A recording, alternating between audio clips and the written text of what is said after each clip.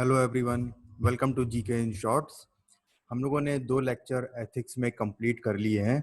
आपके कोई भी डाउट्स हो तो आप उसको कमेंट सेक्शन में मेरे साथ डिस्कस कर सकते हैं, या आपको कुछ उसमें समझ में ना आया हो वो भी आप मेरे से पूछ सकते हैं। आज हम लोग लेक्चर 3 करेंगे और इसमें हम लोग समझेंगे परसुएशन के बारे में। ये भी काफ़ी इम्पोर्टेंट टॉपिक हो जाता है यूपीएससी और पीसीएस एग्जाम में, जहाँ जहाँ पे भी एथिक्स आता है। तो परसुएशन एक बहुत ही इम्पोर्टेंट टॉपिक है। इसमें हम लोग डिटेल्स में इसको आज डिस्कस करेंगे, इसीलिए मैंने केवल एक ही टॉपिक उठाया है, क्योंकि ये पूरा अलग से एक टॉपिक दिया हुआ है। साथ में मैं आपको बता दूं कि और भी कोर्सेज चल रहे हैं, आप लोग पॉलिटी के कोर्सेज जाके देख सकते हैं, शुरू हो गए हैं। विद एग्जाम्पल्स चीज़ों को समझाया गया है वहाँ पे। एंशियंट हिस्ट्री भी चल रही है साथ में, उसमें भी 4 लेक्चर हो गए हैं, वैदिक पीरियड तक खत्म हो गया है और साथ में करते रहेंगे अगर आप लोग तो इस मंथ के एंड तक वो भी कंप्लीट हो जाएगी। तो चलिए स्टार्ट करते हैं। चैनल आप सब लोग सब्सक्राइब कर लीजिएगा ताकि आप लोग को नोटिफिकेशन मिलता रहे टाइम से और आप लोग पढ़ते रहें। तो चलिए स्टार्ट करते हैं फिर परसुएशन। देखिए परसुएशन होता क्या है, सबसे पहले बात करते हैं इसकी डेफिनेशन की। देखिए परसुएशन एक तरीके का प्रोसेस है। परसुएशन एक तरीके का प्रोसेस है जिसमें हम लोग चेंज करते हैं एटीट्यूड और बिहेवियर, दो चीजें। प्रोसेस है जिसमें हम लोग चेंज करते हैं एटीट्यूड और बिहेवियर। किसका चेंज करेंगे? टारगेट ग्रुप का। एक टारगेट ग्रुप होता है, उसका हम लोग एटीट्यूड और बिहेवियर को चेंज करते हैं। ठीक है। और क्या चेंज करते हैं? एक कोई डायरेक्शन होता है इंटेंडेड की उसको ऐसा बनाना है या उसको इस तरीके का इनपुट देना है, उसमें हम लोग उसको ढालते हैं। हम लोग एरिस्टोटल का परसुएडर टूल भी डिस्कस करेंगे साथ में। फिर देखिए डेफिनेशन मैंने आपको बता दी, ये डेफिनेशन यहाँ पर वही लिखी हुई है। ठीक है, थोड़ा जूम हो गया है तो इसको आप लोग नोट कर लीजिएगा जो मैंने पहले बताया आपको। फिर देखिए नेक्स्ट स्लाइड में ये कह रहा है कि who says what to whom and with what means. देखिए हु क्या है यहाँ पे? यहाँ पर आपका हु है परसुएडर, यानी कि सोर्स। ठीक है। व्हाट, हु सेज व्हाट, यानी कि परसुएडर सेज व्हाट। परसुएडर क्या कहेगा? मैसेज कहेगा। ठीक है, परसुएडर जो है वो मैसेज कहेगा। और टू हुम मतलब परसुएडी की बात कर रहा है। ये परसुएडी होता है जो रिसीव कर रहा है मैसेज। ठीक है। और मींस होता है आपका मीडियम और चैनल। ठीक है। तो जो परसुएडर है वो इन्फो और कोई मैसेज देगा और परसुएडी को देगा। तो परसुएडी क्या करेगा? उसको उस पर एक्ट करेगा, और एक्ट करेगा तो एक्सेप्ट करेगा, तब उस पर एक्ट करेगा। ठीक है। और एक्ट कैसे करेगा? एज इट इज डिजायर्ड, जैसा वो डिजायर करेगा वैसा वो एक्ट करेगा, एक्सेप्ट करने के बाद मैसेज और इंफॉर्मेशन को। अब देखिए यहाँ पर एक एरिस्टोटल परसुएडल टूल होता है। ठीक है। तो ये देखिए लोगोस का मतलब क्या होता है? देखिए लोगोस का मतलब होता है रीजन, फैक्ट्स या फिर एविडेंस। ठीक है। जैसे एग्जांपल के तौर पे मान लीजिए we will win because of this logical reasons. We will win because of this logical reasons. Pathos देखिए क्या होता है? पैथोस होते हैं इमोशंस, और ईथोस होता है ट्रस्ट एंड रिलायबिलिटी। ईथोस होता है ट्रस्ट एंड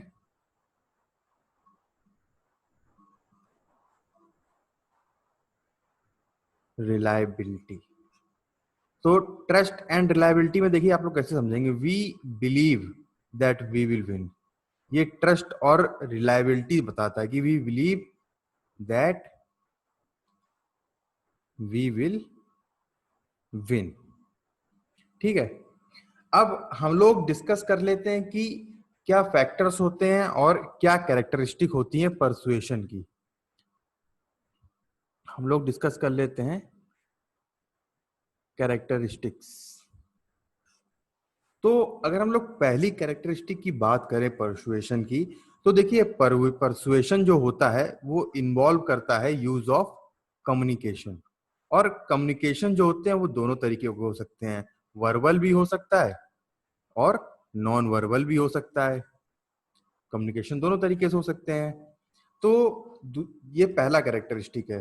देखिए दूसरा कैरेक्टरिस्टिक क्या है, अगर सक्सेसफुल जो परसुएशन होता है, it calls for the persuadee not only accepting the message but also acting upon it in a desired manner. ये मैंने आपको ऊपर बताया था कि अगर परसुएशन जो सक्सेसफुल होगा तो उससे क्या होता है, परसुएडी जो होता है एक तो एक्ट करता ही है, ठीक है, उस मैसेज को एक्सेप्ट करता है और एक्ट करता है डिजायर्ड मैसेज में। अब ये तभी होगा, ठीक है, this is likely to happen जब जो फील्ड होगा, फील्ड ऑफ एक्सपीरियंस होगा किसका, सेंडर या परसुएडर का और परसुएडी का, वो जब ओवरलैप करेगा तब होगा।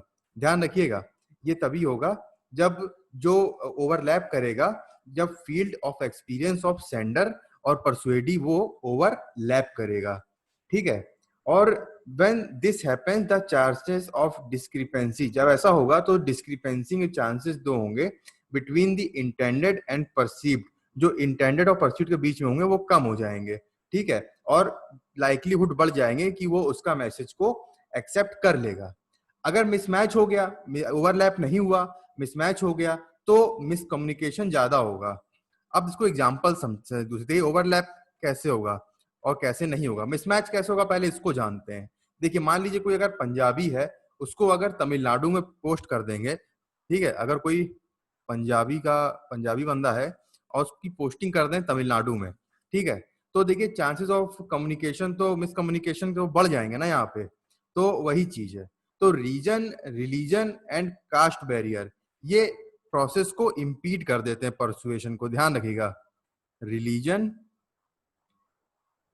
रीजन और तीसरा कास्ट बैरियर्स, ये इम्पीड कर देते हैं, स्लो डाउन कर देते हैं प्रोसेस परसुएशन का। अब देखिए कम्युनिकेशन का मतलब ये नहीं होता है, तीसरा कैरेक्टरिस्टिक बता रहा हूं मैं आपको, कम्युनिकेशन का मतलब ये नहीं होता है कि सोर्स क्या कह रहा है। असल में इसका मतलब कम्युनिकेशन का होता है कि रिसीवर क्या समझ रहा है। तो जो परसुएडर है ना, जो परसुएडर है, he must ensure that the symbol and illustrations used by him are receiver friendly, कि जो सिंबल और इलस्ट्रेशंस जो भी वो परसुएडी को, जो रिसीवर को दे रहा है, वो रिसीवर फ्रेंडली होने चाहिए, ठीक है। ये मैंने आपको 3-4 कैरेक्टरिस्टिक बता दी जो फैक्टर्स होते हैं परसुएशन के। अब हम लोग नेक्स्ट स्लाइड में डिस्कस करेंगे कि प्रोसेस क्या है परसुएशन का। तो परसुएशन के प्रोसेस में 4 स्टेप इन्वॉल्व होती हैं, ठीक है, ये देखिए ये 4 स्टेप दी हुई हैं, ये इन्वॉल्व होती हैं। पहला है अटेंशन, दूसरा है कॉम्प्रीहेंशन, तीसरा है एक्सेप्टेंस और चौथा है रिटेंशन। अब हम लोग एक एक करके इन चारों को डिस्कस करेंगे। पहला, सबसे पहले देखेंगे अटेंशन। देखिए अटेंशन एक तरीके से रेगुलेटेड परसेप्शन होता है और क्रिएट करता है इंटरेस्ट इसमें, एक्शन में। अब अटेंशन जो है वो कैसे जनरेट की जाती है, इस चीज को हम लोग समझते हैं। देखिए अटेंशन आप तभी जनरेट कर पाएंगे जब आप बातें करेंगे, टॉक करेंगे किसी के इंटरेस्ट की, ठीक है, किसी के इंटरेस्ट के बारे में बात करेंगे तब उसका अटेंशन उस पे आएगा। जैसे एग्जाम्पल के तौर पे देखते हैं, एक बात करते हैं जनरल स्टेटमेंट की, this temple is in the middle of the road, priest will meet with accident. तो लोगों का अटेंशन इसमें आएगा, ठीक है, कि क्योंकि जनरल इंटरेस्ट की एक बात है और जो भी लोग मंदिर जाते हैं उनका अटैचमेंट है वहां से, तो उनको इससे इसमें इंटरेस्ट आएगा इस चीज को लेके। फिर दूसरा चीज देखिए अटेंशन में क्या है, एक तो चीज होगी कि इंटरेस्ट की बात करें, दूसरी चीज देखिए कि तो अगर आप बात करेंगे कॉमन वैल्यूज की,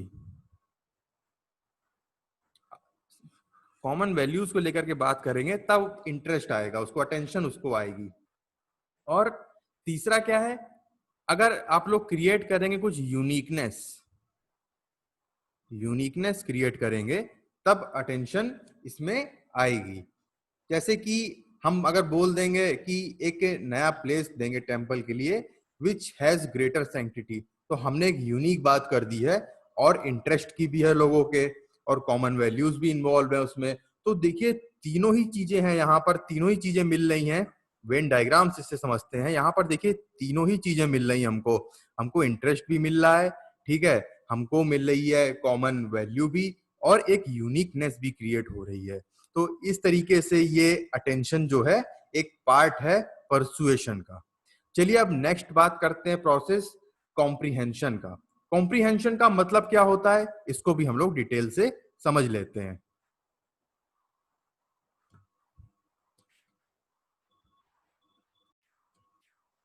देखिए कॉम्प्रिहेंशन का मतलब होता है अंडरस्टैंडिंग। कॉम्प्रिहेंशन का मतलब होता है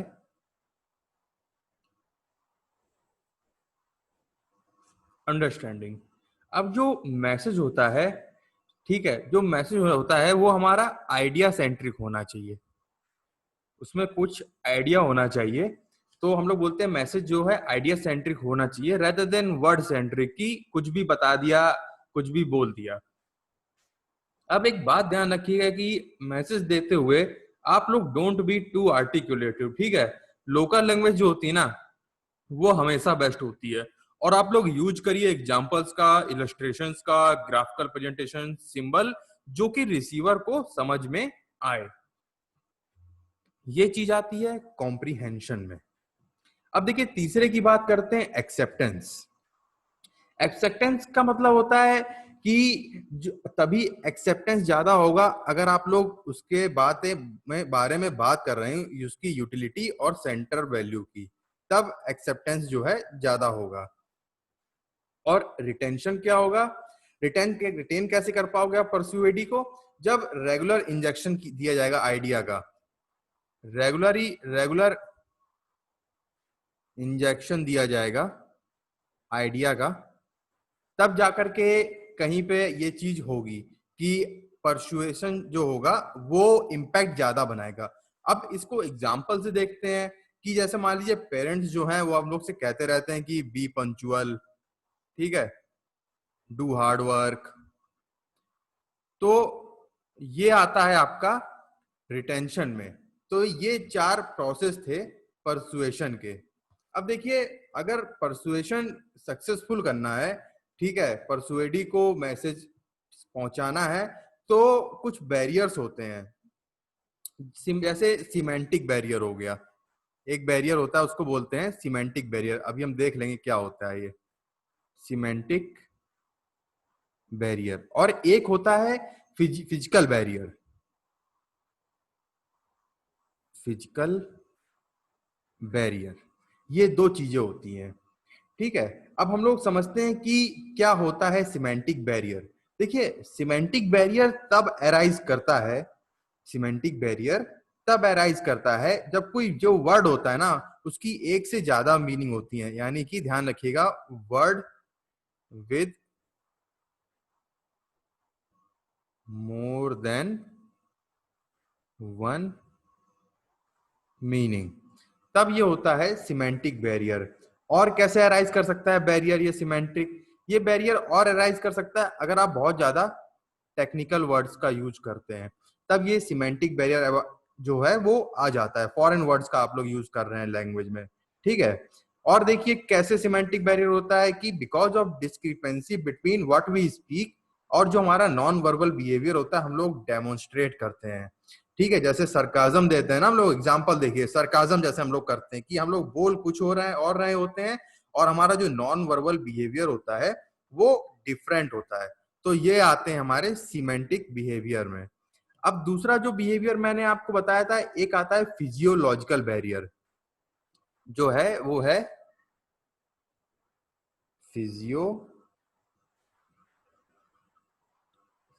फिजिकल बैरियर।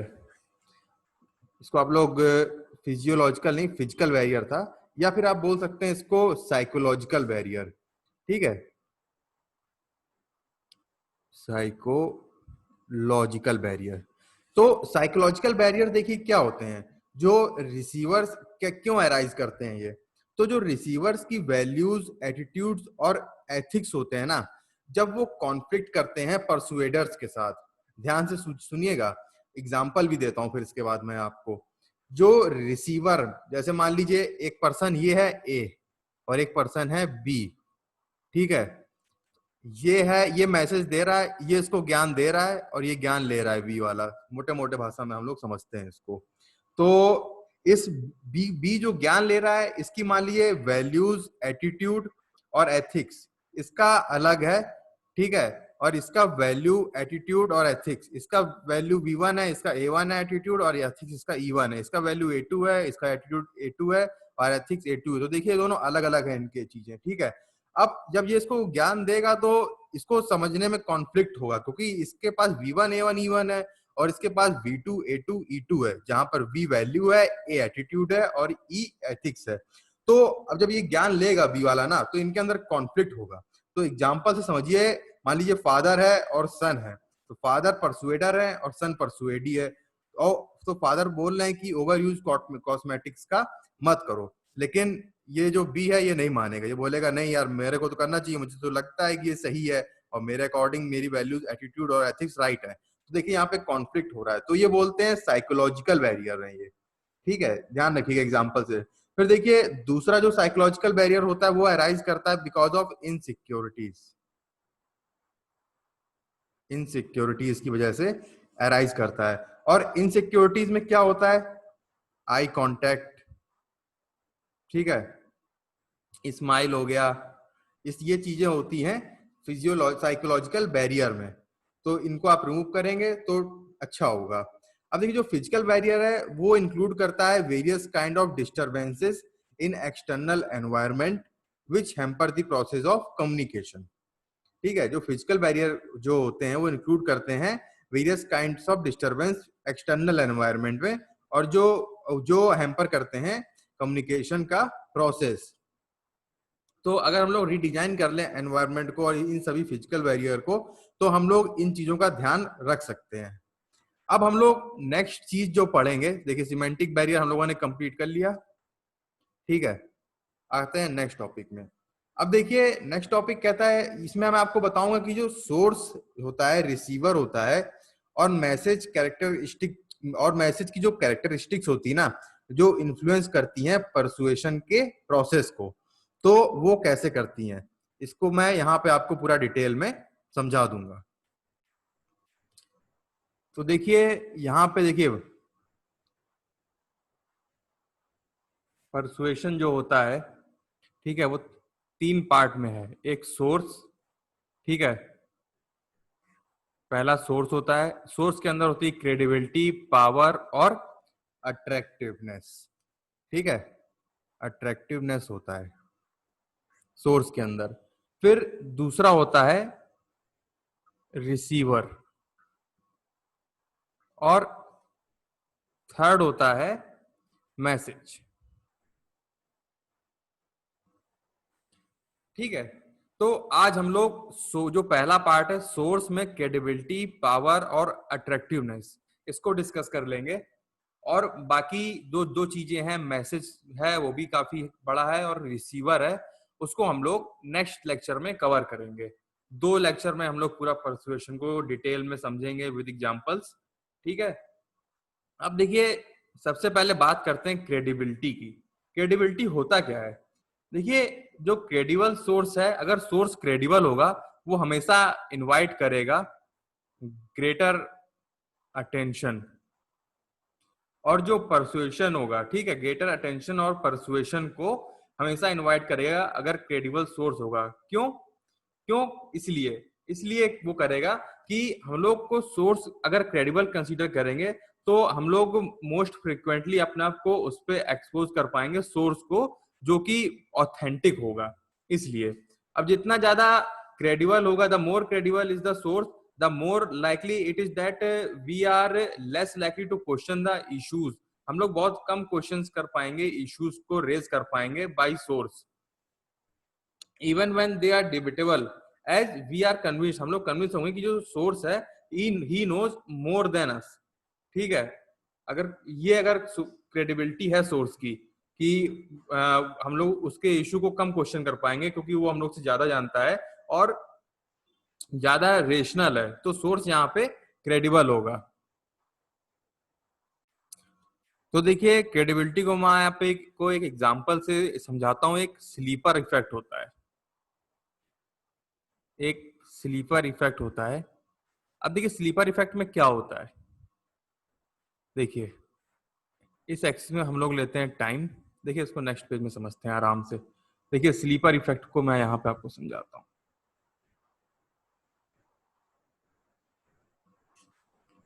ठीक है, एक्स एक्सिस पे लेते हैं टाइम को और यहाँ पे लेते हैं रिसेप्टिवनेस ऑफ परसुएसिव अपील। अब मान लीजिए एक ऑफिस है, ये ए, एक ऑफिस है बी। अब देखिए ये ऑफिस है हाई क्रेडिबल सोर्स और ये ऑफिस है लो क्रेडिबल सोर्स। ठीक है, तो अगर ए और बी जो है वो सेम मैसेज दे रहे हैं, ठीक है ध्यान रखिएगा, एक ए और बी अगर सेम मैसेज दे रहे हैं तो विद टाइम जो होगा, जैसे जैसे टाइम बढ़ेगा, जो रिसेप्टिवनेस होगी लो क्रेडिबल सोर्स के लिए, जैसा कि मैसेज सेम है जो कि ए ने कहा है, लेकिन हमेशा वो कम रहेगी, लोअर लोअर रहेगी, जो ए से हमेशा नीचे रहेगी। जो बी जो मैसेज दे रहा है, ए मैसेज दे रहा है, मैसेज दोनों का सेम है, ठीक है, लेकिन जो क्रेडिबिलिटी है ना वो बी की हमेशा नीचे रहेगी। पहले बी को अपने ऑफिस को क्रेडिबल बनाना पड़ेगा, तब उसके इंफॉर्मेशन को, उसके मैसेज को ज्यादा माना जाएगा, ये चीज है। तो इस चीज को ध्यान रखिएगा, स्लीपर इफेक्ट बोलते हैं उसको। ठीक है, अब देखिए दूसरा टॉपिक डिस्कस करते हैं इसमें, इसको क्लियर कर देते हैं। देखिए दूसरा टॉपिक है पावर। देखिए पावर क्या होता है, देखिए पावर जो होता है वो पोटेंशियल होता है जिससे आप लोग इन्फ्लुएंस कर सकते हैं बिहेवियर किसका, टारगेटेड ग्रुप का बिहेवियर किसी इंटेंडेड डायरेक्शन में। तो दो तरह के पावर होते हैं जो इंडिविजुअल के जो है वो पोजेस करता है, ऑर्गेनाइजेशन पोजेस करता है। दो तरीके के पावर होते हैं, ठीक है, एक होता है सॉफ्ट पावर और एक होता है हार्श पावर। ध्यान रखिएगा, एक सॉफ्ट पावर होता है और एक हार्श पावर होता है। और सॉफ्ट पावर के अंदर भी जो चीजें होती ना, सबसे पहले आता है उसके अंदर एक्सपर्ट पावर।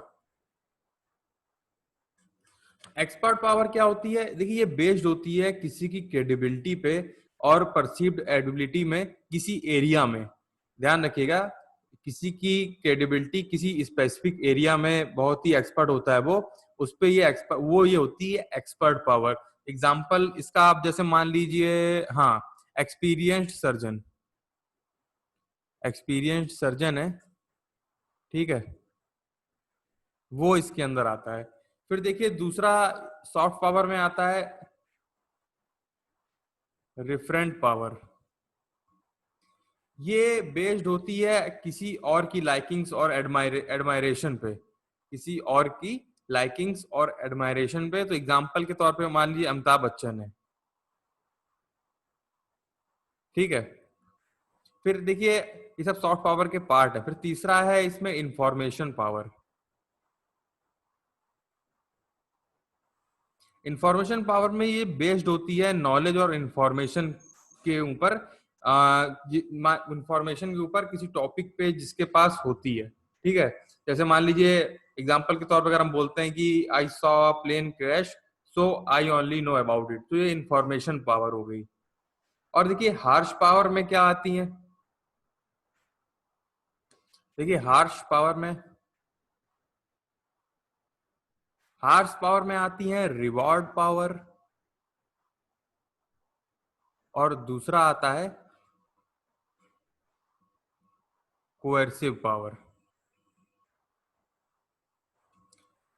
देखिए रिवार्ड पावर का मतलब होता है कि एबिलिटी टू रिवार्ड या रीइंफोर्स करना डिजायर्ड बिहेवियर, और कोएर्सिव में आता है कि एबिलिटी टू थ्रेटन और पनिश द अनडिजायर्ड बिहेवियर।